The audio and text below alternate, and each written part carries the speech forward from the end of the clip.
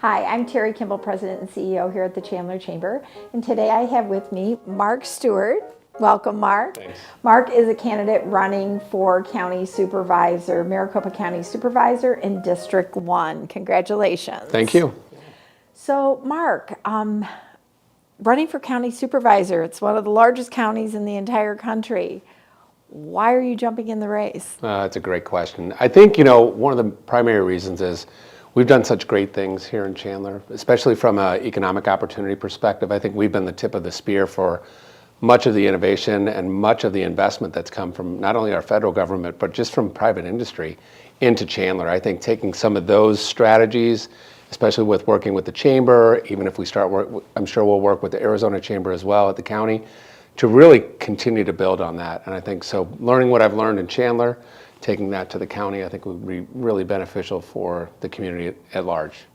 So not everybody may know your background. So do you want to share that? Oh, great. Yeah, it gives me a way to pitch our business. So I own a small marketing agency called Concept to Completion.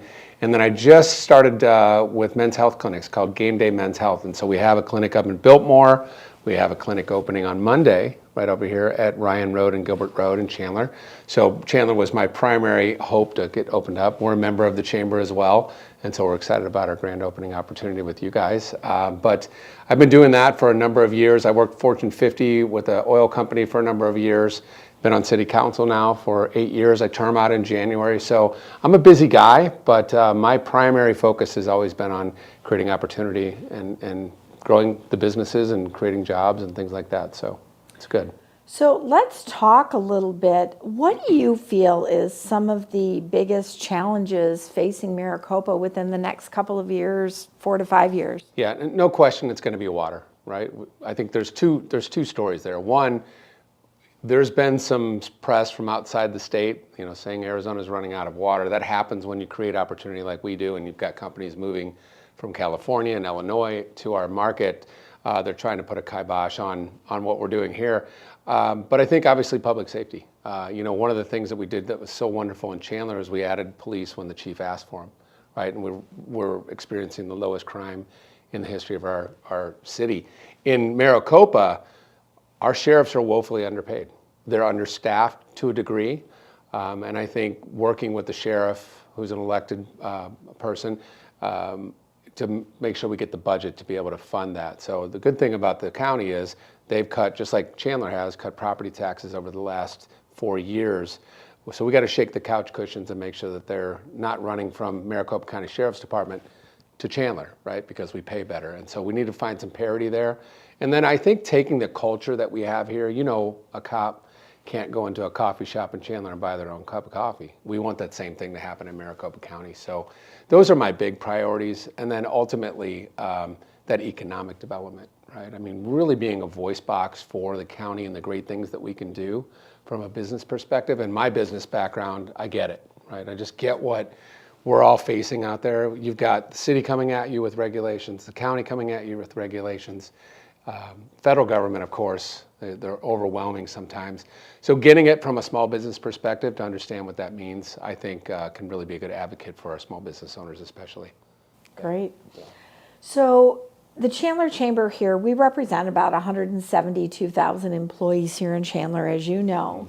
And so we have that huge connection with business.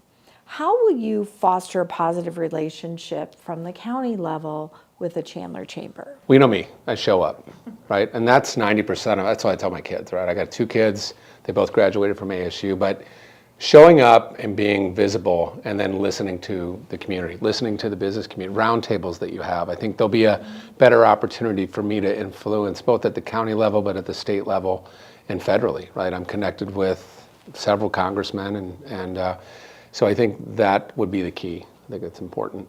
Great. Yeah. So Proposition 479 will extend the half-cent transportation tax for Maricopa County on the November ballot. What is your position on the ballot measure and why? Well, I think it's a great measure because you don't get the investment of $40 billion to Intel. You don't get LG's battery plant in Queen Creek if you don't have the infrastructure to build it. And so what I like about 479, and I was advocating for that with some of our legislators as it was coming through. We need I-10 from an equity standpoint. We need I-10 to be widened in the GRIC corridor over there down to 347. So there are a number of projects that need to move forward. And Queen Creek with the airport out in the Far East Valley, that Mesa Queen Creek area is the next, I think, boom for the Phoenix market. And here's what I know. The West Valley is going to be clamoring for their dollars, but 479 is a great proposition for a number of reasons. It's pouring more money into arterial streets, right, which is what we need to move cars. Whether we want to be a light rail community or not, we're not there today, especially in our counties and where these manufacturing, high-tech manufacturing plants are going up. So we need the infrastructure to continue that growth and to continue to make it easy for people to get to work and get home on time to make dinner or whatever that may be. So I'm a supporter, 100%. And I'll be public about that. Yeah. So as stewards of the county budget, because that's what we hold you to, how will you ensure fiscal responsibility is accounted for in your decisions? Yeah, well, you know me. I'm always that guy asking. Anytime there's something on the budget here in Chandler, if it's over a certain amount of money, I want to report on it. I want to understand why it's good for the community, and I want to make sure it's an important spend for what we do. So that won't change at all. I know that it probably bothers Josh a little bit how sort of intricate I get with some of the budgetary issues, but I think that's why we get elected. That's why you hire us, right? You want us to go there and be watchdogs for the budget so that you don't have to do it. And so that's what I've always done and will continue to do. We're lucky. Maricopa's run well. We have great staff. They have a great county manager. So we just want to carry that torch of just creating more opportunity and just being that voice box for our community. So what are the services that you think Maricopa County should provide to its residents? That's a big question. How much time you got? That's a big old question. You know, my big thing has always been with the city is like, let's stay in our lane, right? We're really good at fixing potholes and cutting the grass at the park, but most importantly, public safety. I think we pour our money into a bucket and we expect these services to be delivered in a fair and efficient manner. And then being a watchdog over those departments to make sure that they're delivering the services like we do in Chandler. We do a good job here. At the end of the day, when you look at cities around the country, we're doing pretty good. And so that exposure and that experience, it's like going from a Super Bowl team, right? Super Bowl winners get to go to other jobs. They get to go to other teams and be held in high regard. I think coming from Chandler and going to the county will bode well. And I'll also be able to advocate for Chandler in the East Valley. Yeah. So water is a big issue, not only here in Chandler, but in Arizona as a whole. So do you support or oppose reducing the 100-year water supply requirement? And then how do we balance new development with our limitations on the water supply? Yeah, so there's two things. We need development, we need housing. The path to the American dream is through owning homes, right? We've talked a lot about multifamily and things like that, but the reality is that we need a good mix of building, but we also need to create jobs at the same time. Here's the misnomer, right?